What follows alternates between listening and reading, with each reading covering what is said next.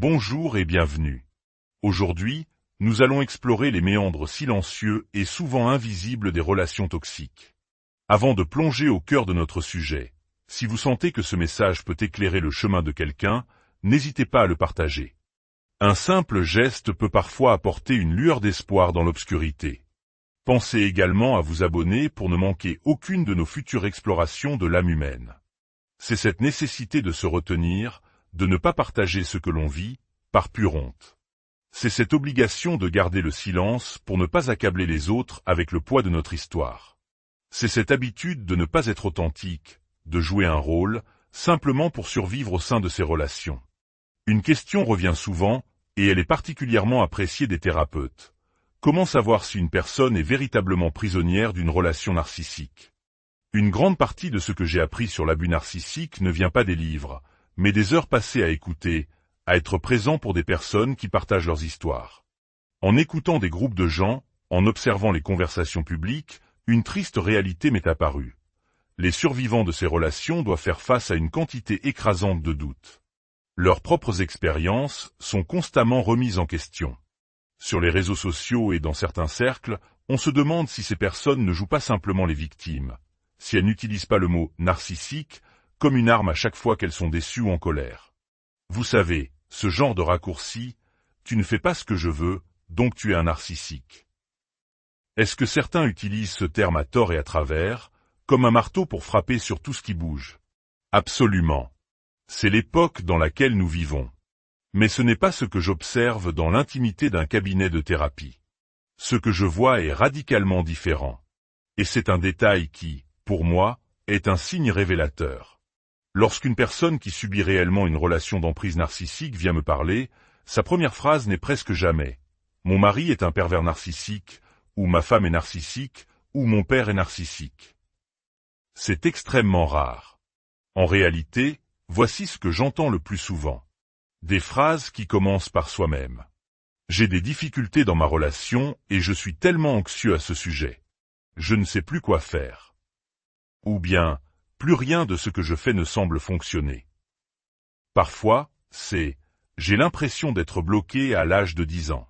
Je veux m'en sortir, mais je ne comprends pas ce qui se passe. » Ou simplement « je ne comprends pas ce qui m'arrive. » Certains disent « j'ai l'impression de devenir fou, folle, et je veux faire quelque chose. » D'autres encore « mon partenaire n'arrête pas de me dire que c'est moi le problème, et il m'a dit d'aller voir un psy. » Ou « j'ai l'impression de me plaindre tout le temps, de ne jamais rien faire de bien. J'ai besoin d'aide. » Et une phrase qui brise le cœur. « J'ai peur d'avoir un trouble de la personnalité borderline. » Ou peut-être que c'est moi, le narcissique dans l'histoire. Prenez un instant pour ressentir le poids de ces mots. Ce sont les paroles de personnes qui arrivent confuses, anéanties, la tête à l'envers, se demandant sincèrement si elles ne sont pas la source de tout le mal. Ce que je n'entends presque jamais, c'est quelqu'un qui s'assoit et déclare de but en blanc « Mon mari est un narcissique, dites-moi quoi faire » ou « Comment gérer ma mère narcissique ?» On peut en arriver là, bien sûr, après un long cheminement. Mais ce n'est jamais le point de départ. Même lorsqu'une personne commence à comprendre la nature narcissique de l'autre, son principal combat intérieur reste l'anxiété, la culpabilité, le chagrin, la confusion. Il y a cette lourdeur qui s'installe en réalisant lentement qu'il n'y a pas grand-chose à faire, et tout le deuil complexe qui en découle. Personne n'est jamais heureux de découvrir que quelqu'un qu'il aime est narcissique. Personne. C'est une prise de conscience dévastatrice. Nous voulons tous croire au meilleur chez les gens que nous aimons. Nous aspirons à des familles aimantes, à des relations de confiance, à des lieux de travail sécurisants. Personne ne se réjouit en se disant « Ça y est, j'ai compris, ma mère est narcissique. » Au contraire. Lorsqu'une personne reconnaît cette vérité, ce qui suit est souvent encore plus de doutes, plus de honte, plus d'auto-accusation. C'est comme si, en se blâmant soi-même, on gardait un dernier espoir que peut-être, c'est nous qui avons tort, nous qui ne voyons pas clair, nous qui n'avons pas donné assez de chance. Ironiquement, les personnes véritablement narcissiques sont celles qui entrent dans mon bureau en disant « Tout le monde autour de moi est narcissique. Personne n'est jamais juste avec moi, ou je fais tellement pour les gens et personne ne l'apprécie jamais. » C'est à ce moment-là que mon attention se porte différemment et que je pose des questions plus directes. Savoir que quelqu'un est narcissique est la meilleure et la pire des choses que l'on puisse apprendre. C'est important, car sinon, vous pourriez sacrifier votre vie entière à essayer de satisfaire une personne insatisfaisable. Mais c'est aussi dévastateur, car la grande majorité des survivants sont des personnes compatissantes, gentilles, patientes et empathiques. Tout ce qu'elles voulaient, c'était une relation équilibrée et aimante. Rien de plus. Apprendre cette vérité, c'est perdre l'espoir. Perdre l'espoir en quelqu'un qu'on aime, en l'avenir. C'est une dévastation pure et simple. À tous les thérapeutes qui écouteraient ceci et qui se demandent si l'étiquette « narcissique » n'est pas une excuse facile, un laissez-passer, je demanderais, un laissez-passer pourquoi? Il n'existe aucun fonds de réparation pour les victimes d'abus narcissiques. Au contraire, elles reçoivent rarement de la sympathie. Elles sont souvent questionnées, jugées, blâmées pour avoir même osé y penser. Un laissez-passer pour ne pas prendre ses responsabilités? Cela ne tient pas. La majorité des survivants se blâment sans fin, prenant bien trop de responsabilités sur leurs épaules. Personne ne souhaite cette vérité dans sa vie. Il serait tellement plus simple d'apprendre que la personne qui vous traite mal souffre d'une dépression ou d'une maladie gérable. Mais lorsque c'est du narcissisme, c'est une information cruciale qui peut libérer quelqu'un, qu'il reste ou qu'il parte. Cela peut le sortir des boucles infernales de l'autoculpabilisation. L'abus narcissique à long terme érode notre confiance en nous-mêmes, en nos propres perceptions. Nous doutons constamment de notre lecture des situations, nous nous remettons en question en permanence. Nous pouvons sentir dans notre corps que quelque chose ne va pas, mais même alors, nous doutons de ces sensations et nous nous pathologisons nous-mêmes. Alors, pour ceux qui pensent « tout le monde est un peu narcissique », la réponse est non. Et les personnes qui souffrent le plus de l'abus narcissique sont celles qui sont le moins susceptibles de dire que cela leur arrive. Il existe un phénomène particulier, une forme d'autosabotage, où l'on se blâme soi-même d'être fatigué. C'est un sujet très spécifique, mais bien réel. Nous vivons dans un monde où l'adage « il faut être deux pour danser le tango » est roi.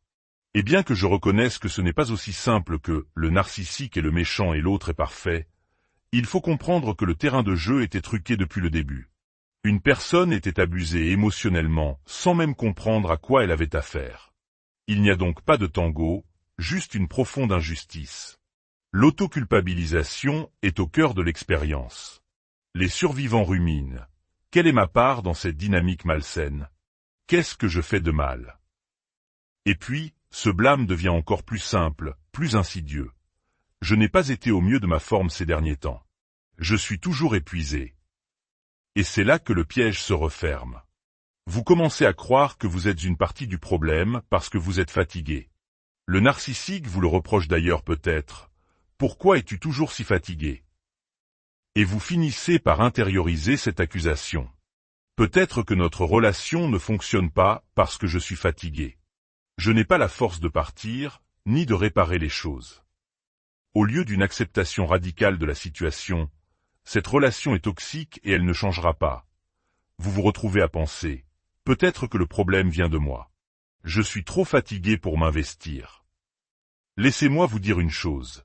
Il y a fort à parier que c'est la relation qui vous a volé votre énergie. Observez comme les gens reprennent vie lorsqu'ils sont loin de la personne narcissique. Quand elle n'est pas à la maison, quand vous êtes en déplacement. Soudain, vous redevenez animé, vous passez un bon moment. Et puis, à l'approche du retour, que ce soit le dimanche soir avant de retourner au travail ou avant une visite familiale, cette fatigue écrasante revient. Ce n'est pas une fatigue de manque de sommeil. C'est une fatigue de l'âme. Le paradoxe, c'est que vous utilisez cette fatigue comme une preuve de votre propre culpabilité. Alors, je vous invite à remonter le fil. Quelle est la source de votre fatigue? Bien sûr, il peut y avoir d'autres facteurs de stress. Mais par définition, les relations narcissiques ne sont pas soutenantes. Au contraire, vous vous retrouvez à en faire bien plus que votre part, simplement pour maintenir la paix. L'impuissance et le désespoir de cette dynamique créent une fatigue existentielle. Alors, soyez très vigilants. Lorsque vous vous surprenez à vous qualifier de complice de votre propre abus en vous disant « je suis fatigué », arrêtez-vous. Ce n'est pas votre fatigue qui cause la toxicité de la relation. C'est leur manipulation, leur invalidation, leur trahison qui est le problème. Rappelez-vous cela. Maintenant, laissez-moi vous poser la question la plus difficile que vous vous poserez jamais dans une relation narcissique. Qu'est-ce que vous aimez chez cette personne? Simple, n'est-ce pas? Alors, répondez. C'est un exercice que j'utilise souvent avec des clients qui sont clairement sous emprise, liés par un traumatisme. Ils savent que la relation est malsaine, qu'ils ne sont même plus heureux, mais ils y retournent sans cesse. Alors je demande, qu'est-ce que vous aimez chez lui, elle? Souvent, j'obtiens un silence. Un léger malaise. Le regard qui se perd dans le vague. Puis une réponse évasive. Je ne sais pas. C'est une connexion, vous savez. Je l'aime, c'est tout. Je pousse alors plus loin. Dites-m'en plus. Qu'est-ce que cela veut dire? Elle me comprend. Les réponses restent vagues. Parfois, on me parle d'intérêts communs, d'origine partagée. Nous aimons tous les deux notre chien. Mais cela ne répond pas à la question. Qu'aimez-vous chez cette personne? Maintenant, faites cet exercice. Pensez à quelqu'un dans votre vie qui n'est pas narcissique. Qu'est-ce que vous aimez chez cette personne? Je parie que les réponses fusent. Son rire, sa gentillesse, le fait qu'elle m'écoute, je me sens en sécurité avec elle, je peux être moi-même sans être jugé, elle me fait rire. Au fond, nous aimons les gens parce que nous nous sentons en sécurité, heureux, vus, entendus et chéris. Nous aimons les gens parce que nous nous aimons nous-mêmes en leur présence. Je ne sais pas, c'est magique, est souvent le carburant des relations toxiques, des hauts et des bas qui nous font douter de notre propre valeur. Quand nous sommes avec des personnes narcissiques, en général, nous ne nous aimons pas. Nous internalisons leur propre dégoût de soi. Cette simple question, qu'est-ce que vous aimez chez eux? Est inconfortable car elle nous force à nous confronter à une vérité dérangeante. Pourquoi restons-nous avec quelqu'un que nous n'aimons pas? La réponse honnête n'est souvent pas l'amour, mais plutôt l'obligation, la culpabilité, la peur, l'espoir, la peur d'être seul. Reconnaître cela est le premier pas. Ce n'est pas facile. L'acceptation radicale, c'est reconnaître qu'il n'y a peut-être plus grand-chose à aimer, et que cela fait peur. Ces peurs sont humaines. Les affronter, c'est le début de la croissance. La question suivante est, comment allez-vous? Avez-vous déjà dit, tout va bien en souriant, pour masquer la douleur, simplement pour ne pas avoir à gérer l'inconfort de l'autre? Les survivants de relations abusives doivent non seulement naviguer dans leur propre enfer psychologique, mais aussi dans le monde extérieur. Si vous avez déjà essayé d'être honnête en répondant « ça a été difficile », vous avez peut-être vu le silence, l'impuissance, ou même l'incompréhension dans le regard de l'autre. Mais pourquoi tu ne lui parles pas simplement? Alors on apprend. On apprend à ne plus répondre honnêtement. Parce que c'est trop compliqué. Et pire, on se sent coupable de rendre l'autre mal à l'aise. Notre empathie surdéveloppée, qui est à l'origine un mécanisme de survie, se retourne contre nous. On protège les autres de notre propre souffrance. On devient alors un maître dans l'art de dire « tout va bien, et toi ?» On sourit à travers la peine, la colère, la confusion. On le fait pour ne pas avoir à expliquer l'inexplicable. L'inauthenticité de notre vie ne se limite plus à la relation toxique, elle s'étend à tout notre paysage social.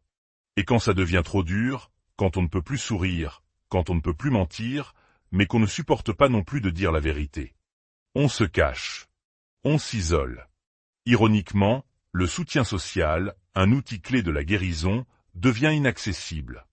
Il y a cette citation d'un expert du deuil, David Kessler, qui m'a profondément marqué.